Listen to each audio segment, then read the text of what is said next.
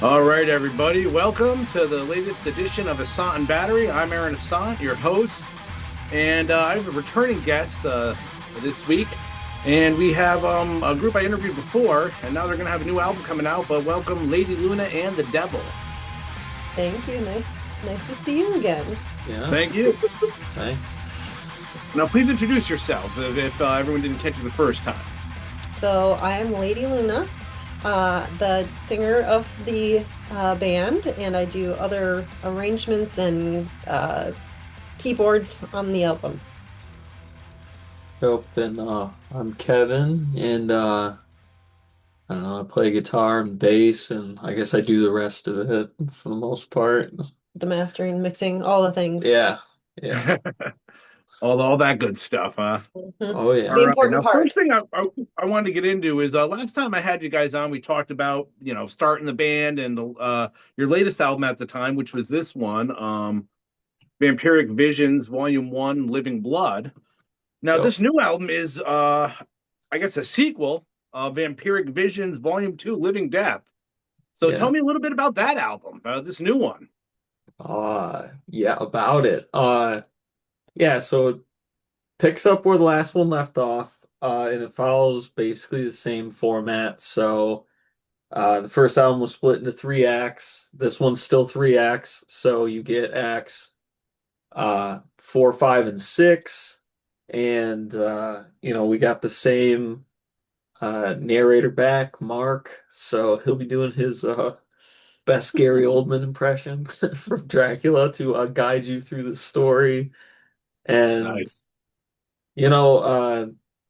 the first one was like a nice little self-contained adventure, and that one like followed the usual tropes a little better. And this next one, I think we got like a little more surprising story, I guess, and we tried to make it kind of like Empire Strikes Back or something like so it's got the middle of the trilogy energy where everything's kind of a bummer. So wanted to do some stuff with that and just like plant a few seeds with where it can go for volume 3 and how we can wrap it up. So and I don't know, I guess I write a lot of the like riffs and all that. So first album was very I don't know, Candlemass and whatever else I was listening to at the time. And I remember this one when I was writing this one, it's still, we're probably always gonna have like the foundation of like Candlemass and stuff like that. But I was really into Metallica at the time, and I was really big into I don't know, like they released like 72 seasons and like the singles for that, and like uh a lot of those songs are like overly long, but they were actually releasing their singles were actually like short though, like Screaming Yeah. Suicide and man, I forget, I always call it the Full Speed or Nothing song. I listened to that thing like 2,000 times. I forget what that song's called already, but like those things actually did help with like editing how I wanted the songs to be and stuff. So that's kind of the vibe is go a little faster this time and lean into a bit of thrash. So we got some thrash stuff in this one. Sweet. Now, that kind of brought me into now. You said there's going to be a volume 3. So, one of my Yeah. next question was, what's it like writing for such an expansive story, both for the music and for the lyrics? Now, did you already start off with having the whole lyrical thing in mind, or did you kind of build as each album has gone on? Uh, We did not know we were going to do 3 volumes. We had no idea. Okay. yeah. Because But by the time we were done writing volume 1, we were just like, oh, well, this can't be yeah, the end. Like, it that was can't be it. it was very important to Brooke that we not kill Scarlet. So like what the original way that album ended was like Scarlet was supposed to burn up in the sun at the end. So like Victoria would get slain and then Scarlet would die and it would just be a bummer. And Brooke's like, we can't kill our No. character. And it's like, oh, you want to bring her back? I guess we can bring her back. So Yeah, I we mean, it's about vampires, so yeah, Right, she can't be dead. That's it. exactly. right. So that was like way late in the process. That was like the very end of the process. And then it's like, oh, we could name it like volume one so that we're teasing there will be more, you know. Yeah. So that was like a last minute decision. So yeah, and then I guess toward the end of finishing up volume two, we had like a very rough idea of like how we could wrap it up. And then of course, right at the very end of like doing the comic and everything, it's like, oh, I mean, I guess it's like slight spoiler, but you know, you'll kind of have to listen to it. But the way it ends, we planted a couple seeds, and that was a very Planting some last minute seeds. decisions. Yes, very last minute decisions where it's like, how do we set up set up a trilogy? And like, I always look to movies because movies kind of follow like a similar format, or like the guy that does the commentary in Scream, you know, he's always talking Yep. about, oh, the third movie, you have to go back to the beginning. And I'm like, oh shit, we can do that. You know, it's kind of like that. Okay. Now, next question I have is, yeah, definitely some, you touched upon this before. We got some new sounds, on the new album. And one thing I wanted to point out is, one of the first tracks you released, Reap What You've Sown. It's kind of got this mid tempo, but then at the end you get this really like kind of chuggy riff at the end, which I really love. It comes out of nowhere and really great piece of songwriting there. So how did you incorporate some of that new stuff, and what were some of your newer influences for this album? Hmm. Yeah, let's see. I feel like we just got more explorative. Like, Yeah. um, you were listening to Mastodon at the time. That, Oh, well, always you listening to know, Massive. good as sure. Yeah, Yeah, look at that. yeah. Yeah. But like there was a specific the newest album that you were listening to was like really playing. Oh yeah, that was like, Yeah, yeah, that yeah, that helped the first album too. yeah. I'm trying to, well, this one's like Living Death, so I was like, how can I put like any tiny amount of black metal in it? So like the last riff in Reap What You Sow is just you know, it's like a trem riff, so it's just like, you know, but I palm muted it so it'd be heavier, but it's like, oh, okay, I haven't really done that yet, so let's put some of that in there, you know? It So was like you had ideas in mind that you wanted to try or to get better yeah. at. And so like depending on what those goals were, he tried to implement it into the song at least at one point, if not the whole song. Yeah. I'm always I don't know, I'm not like technically proficient yet, and you know, I've only like started playing the last few years, so it's kind of uh I don't know. I usually make a list and I usually write like basically everything you're hearing at the time is like that's how fast I could play at that time. And it was like, here's a bunch of riffs I can write that for the most part I couldn't fully play. So it's like a way to force myself to practice. So like that's why that one has like a bit more energy than like volume one is just that was actually the first track we wrote for this album. And you know, that was kind of a retrospective kind of track of what we did with volume one, right? But that's kind of what I like about a lot of your guys' songs is, you'll have like, you'll be sitting right here with a riff or something, and then all of a sudden you change it up, like in the last riff of Reap What You Sown, and it's just it really, like I said, it really makes the song hit extra harder. So I really love that about you guys. Yeah, Thank you. yeah, we're always trying to go for like a big climax, and we're always trying to make it feel like it's earned. So like, oh yeah, the other big influence on this album is the band Thrice, and they're like post-hardcore, and especially Yes, I've like, heard of them. yeah, there's like a 2005 album from them called Visu, and that one's all about like huge builds to like these big epic climaxes, and they were trying to go beyond breakdowns. So like, how can they get to like this big post rock kind of thing? And like, we never really do that, but like the mentality of like, we have to finish it bigger than it started, and we have to feel like once you get there, that like it's not just tacked on. It's like trying to feel like Meaningful. it's earned or Yeah. like there's an emotional like lift to it. And uh we're just getting better at achieving that. So like we're getting better at earning it because yeah, Yeah. And it's what's so great about like the songwriting and what you guys do is it really reminds me of bands like King Diamond, where you really tell like a story. It's like that's like not necessarily in the sound, but in the like kind of expansive storytelling and like the horror aspect is I really love that. Which kind Yeah. of brings me into my next question: is visuals seem to be very important to you guys. I love the cover of the new record. And I know you guys always like the last album you did a comic, and there's a comic coming out with this one. So tell me a little bit about that process of having a comic. Yes, which I ordered. I got one on order. It'll ship out as soon as we get those CDs in. So No problem. uh yeah, the visual stuff. This I mean, we'll talk about this was actually originally going to be the cover artwork, and Okay. this is more of a homage to the 92 Dracula, or maybe it's I forget what year, but 92. The Keanu Reeves one, The there's butt like wig one. yes. And Lucy gets turned into a vampire, and there's when they go to visit her in her crypt, she's like walking down these stairs in like this white gown and this baby, and she's all messed up looking. Yeah. And we wanted that kind of vibe. And then so we were gonna have something like this, you know.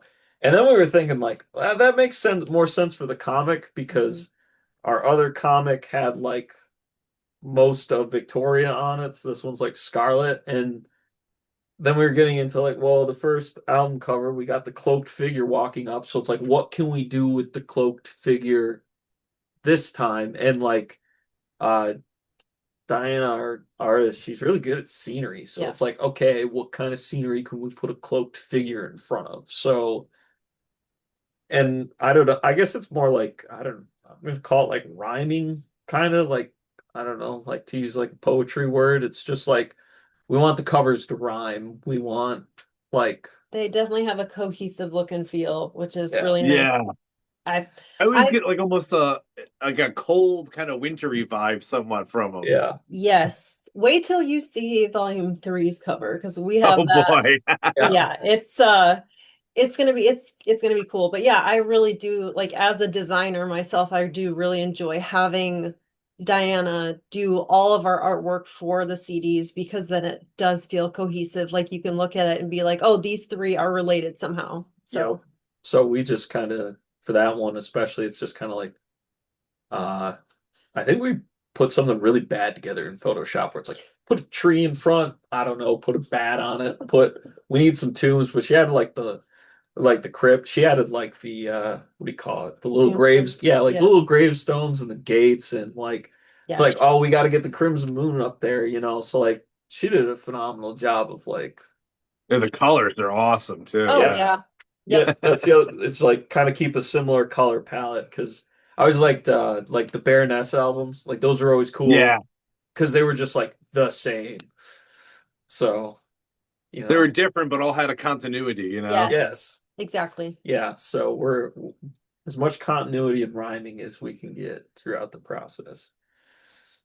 Now, do you have one artist doing the comic, or is it a few different artists contributing? Or Yeah, we have three different artists, so and it's the same three artists as the first. oh, nice. Yeah, so each artist does about 8 pages or so, and they basically do like one act each Okay. of the album, and I they think this time we really played into like their strengths. So we yeah had the guy that really likes doing like the gory stuff. We were just like, you can have this act. Yes. Like we really let them like lean into their strengths and what their style is. So yeah, and they do a good job of like uh I don't know. You have to add quite a bit to a comic book compared to like music because even in like Abigail by King Diamond, that story is like paper thin. And it has to be because you only have 40 minutes of music and you Yeah. got to have choruses. So like you can only tell a story in so many verses. So that's why like doing the vampire thing for us was easy because it's like everybody knows Dracula, so like you don't have to explain what a vampire is. You know what I mean? Yeah. So, but when you get to the comic book, it's like, Right. okay, this song's just about Victoria killing this kid. So like that's like, 6 panels. So we gotta add some lore, And they do a good job of like they sprinkle in stuff they think is compelling because we're not really comic book writers, so we're like the writers of the story, but like they really do contribute some writing to make it a more like compelling read for the comic. Sweet. So Yeah, I can't wait to get my hands on that. So, you know, all right. Now, next I have well, some questions. I'm going to put you on the spot, but I think they're kind of fun questions. But I want honest answers here. Okay. All right. The yeah. first one: who is a scarier vampire? Since you guys deal with vampires, is it the Count from Sesame Street or Count Chocula? Oof. I'd say the Count. Yeah, the Count from Sesame Street for sure. Yeah. Me too, because I hate Yeah, math. So I yeah. like it, Math and numbers versus the Count from like Count Chocula. I mean, he just leaves you with chocolate milk. Like Yeah, that's that's true. really he's kind of like Santa. I thought you were going to answer that. So next, though, this episode will probably be coming out right around the time that your album's released. Sure. So and that's going to be right in December. So what is your favorite Christmas movie? Ooh. As a kid, we watched Muppet Christmas Carol a lot. That's a That great was one. our go-to. It's Yeah. got so many good songs. Like, yeah, that's probably my favorite. Although Home Alone is good too. So I don't know. Yeah, Home Alone's cool. My friend's mom took us to see it in the theater when I was a kid. Home Alone. Oh, that's Yeah. so cool. Nice. Uh, I'm God. my family's huge into Christmas Vacation. That's like Yeah, nice. yeah, watch that all the time. But for like something like more recent, like I like that Violent Night movie that David Yeah, Harbour was in. That was awesome. I didn't see But that. I'll have to check that out. Oh, yeah, it's so good. yeah, I enjoy So that quite a good. bit. I mean, it's kind of trashy, but it's the right. It's got some heavy metal shit in it for sure, so it's Nice. worth it. It's good. Yeah. My favorite is probably when I was a kid. We watched A Christmas Story a lot. Yeah, it's Where you'll great. shoot your eye out. So Mhm. Oh yeah. funny Classic. thing about the Muppet Christmas Carol is I guess Michael Caine, when they approached him for doing it, he's like, I'll only do it if I can play it straight. He's like, I want Right. to, and that's what makes the movie great, like all this Mhm. crazy Muppets, and he's just like straight playing Scrooge, Oh yeah. Yep. So good. Yeah, treating the puppets like humans. Exactly. Yeah. Next one, last album that you bought. Last album that I bought. Well, you just bought some vinyl the other day. Yeah, I actually bought one today. I Oh. bought what is the second Emperor album, like the Welkin at Dusk. I just bought because Okay, I bought Emperor tickets today because they're finally coming nice. to Michigan, so I gotta brush up. Yeah. Gotta brush up.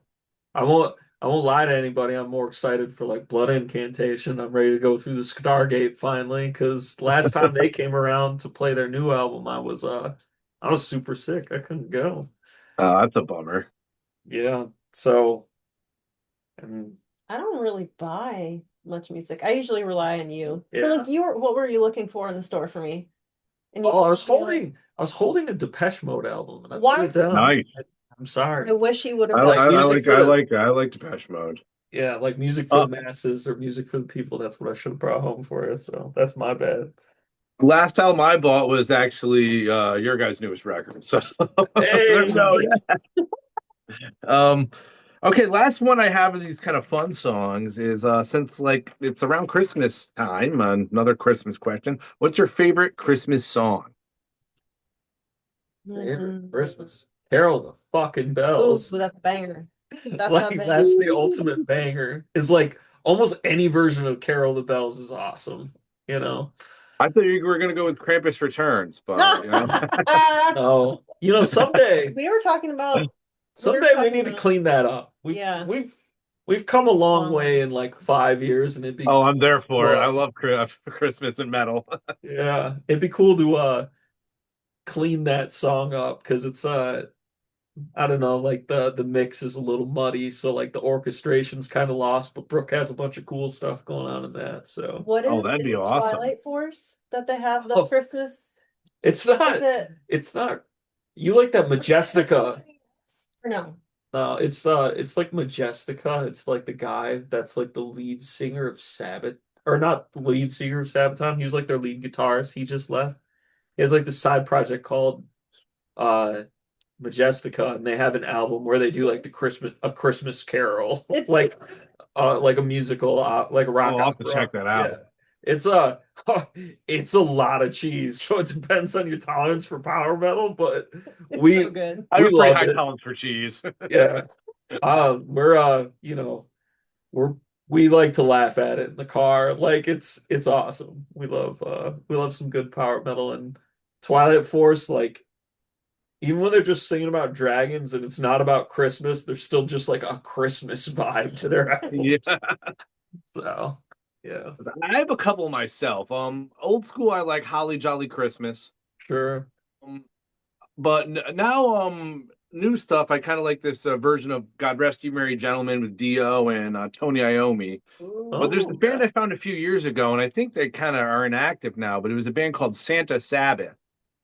And they're from LA, and they take Black Sabbath songs and they just change the lyrics to Christmas Oh, time. nice. Nice. So it's real cool. So instead of Super Naut, it's Santa Naut, and Sure. it's like about him giving gifts and flying on a sleigh. So Yeah. those are Gotcha. some of my favorite Christmas songs. Love it. Nice. Nice.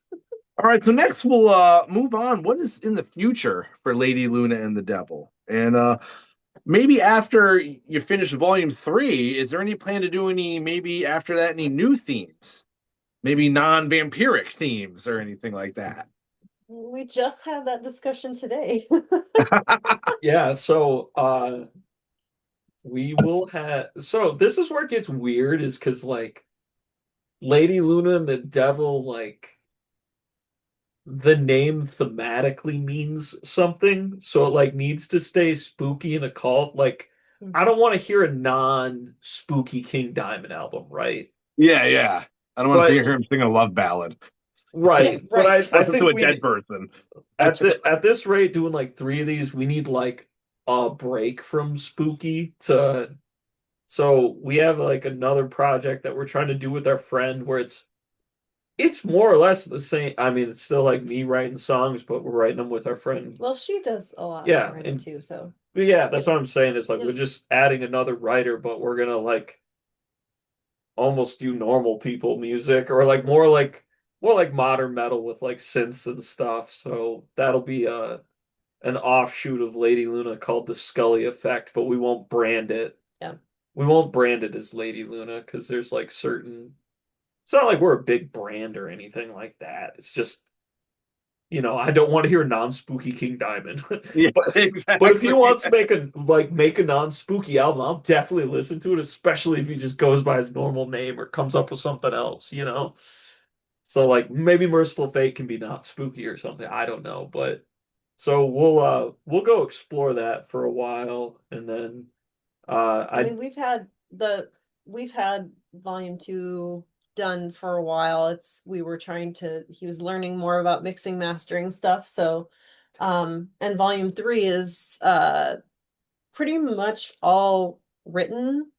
We yeah, just need to finalize all of that and do final takes of all of that. yeah, So fine, and getting the comic done for that as well. So we Right. still have work to do for volume yeah, 3, but yeah, I think in the meantime we'll be working on Scully Effect. yeah. Nice. That'll be our little project. And then I've got my side project where I released an album in August. That band's Sadistic Giant, and that's like death metal and groove metal. But that's just me, no Brooke. But that's been occupying some of my time too. Oh, But Check that out. Definitely. yeah, Awesome, man. yeah, Sweet. I'll send you Bandcamp code, man. it's Awesome. it's Great. really good. And then like talking about the Scream guy earlier who like gives commentary and like, oh, this is the trilogy and stuff. Like It'd be cool to do like like once you milk your franchise, you have your movie trilogy, then you gotta have the shitty prequel, right? So like we need like Vampiric Visions Origins or something, or like Yeah. we could do a synthwave album that's like Vampirism 2077, and like go in the way future. So like things like that would be kind of like fun. So like we don't, but we also I don't know. It's Do one of Lady those Luna things. Jazz Odyssey like Spinal Tap. Yeah, or we got to cross over. With all our projects, we got to do the crossover thing. Yeah, I don't friggin' know, man. Yeah, I don't know what the people want. we're pretty open, like Yeah, exploring things. yeah. So we'll be making music, but the Lady Luna thing is like special. So we're only gonna use that name if we come up with like a truly good spooky idea. Awesome. And so far, I mean, it's working, and I've loved Volume One. Very excited for Volume Two, and now that I'm hearing about Volume Three, I haven't even gotten hear all the songs on Volume Two, and I'm already like, oh my god, Volume Three. Yeah. So great. I mean, Now we'll that's see. about all I have for tonight. Is there anything else that you guys want to say about the band, and where can people find your stuff? Most importantly, where can they go out and buy this great album? Well, I mean, end of the day, it's available like on all streaming and everything, and um, I'm not trying to fill out an extra tax form, so I don't need everybody to buy it. But they can find it on our Bandcamp. That's like the best place to buy it. But Physical like, stuff.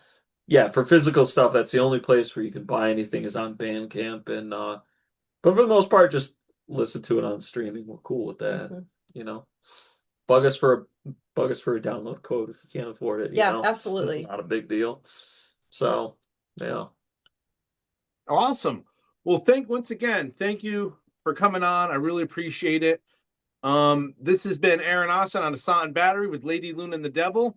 And before I go, I just want to say go out, buy the new album, Vampiric Visions, Volume 2, Living Dead, on Bandcamp. Go buy that, or, like I said, ask for a code from them, and have a yeah. good time and stay metal, everyone. Yes.